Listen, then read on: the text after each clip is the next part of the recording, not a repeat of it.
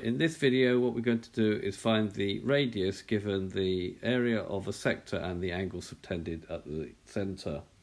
So the area of a sector is pi r squared times theta over 360. So putting in the numbers, we're going to have that 12 is going to be equal to 40, because the angle subtended here is 40, divided by 360 times pi r squared. And r we've got to make now the subject.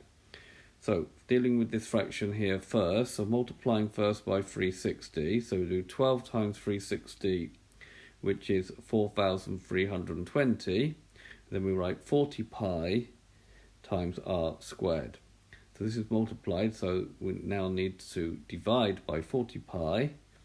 So dividing both sides by 40 pi, so we're just going to write 4,320 divided by 40 pi, write it as a fraction, is equal to r squared. But I want to find r, so we'll need to take the square root of both sides. So taking the square root of this side, just leave it as is, square root of 4,320 divided by 40 pi is equal to r. Right, now we go to our calculator. So the first thing you enter is a square root sign, and then the 4,320 and the fraction button 40 pi, and you're going to get 5.8632. So r will be equal to 5.8632.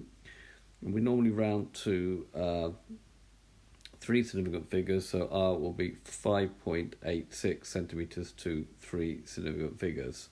So this has been a video to show you how to find the radius of a sector given the area of the sector and the angle subtended at the centre.